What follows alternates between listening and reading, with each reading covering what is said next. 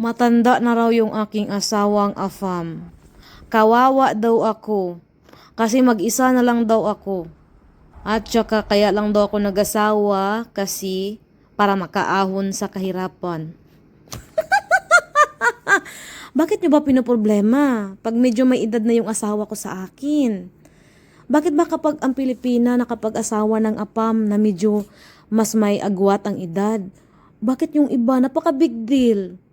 Ako nga hindi ko na pinoproblema eh. Kasi alam ko talaga masaya ako. Problemado talaga sila sa aking asawa.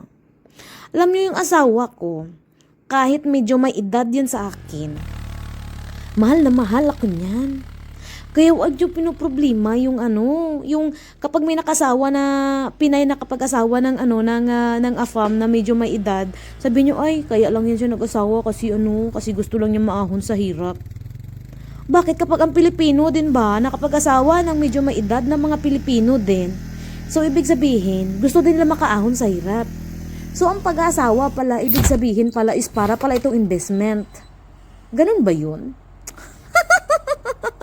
Patawa talaga. But anyway, alam nyo, wala naman akong problema sa asawa ko. Yung asawa ko napaka-supportive, na kahit humilata talaga ako ng 24 hours talaga dito na wala akong ginagawa.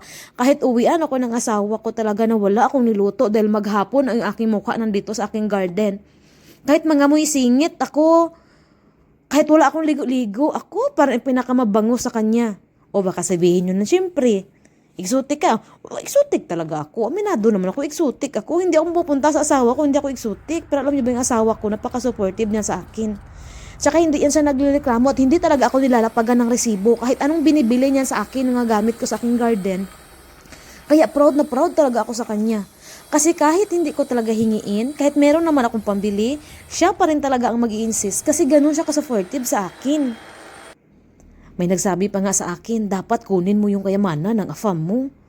Para kapag para kunyari mambabae tapos kapag wala na siya, mayaman ka.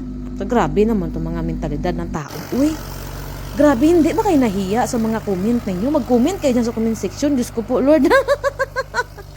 Parang binibigyan nyo talaga ako lagi ng chance na magkaroon talaga ako ng content ba? Isihan nyo lang.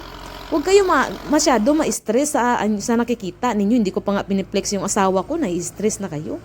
Abangan nyo lang, mag-reveal tayo soon. Nakaabang na naman yung mga kimrat dyan. But anyway, alam niyo mga kaibigan, mafaapa mo pa Pilipino, parehas lang naman yan sila.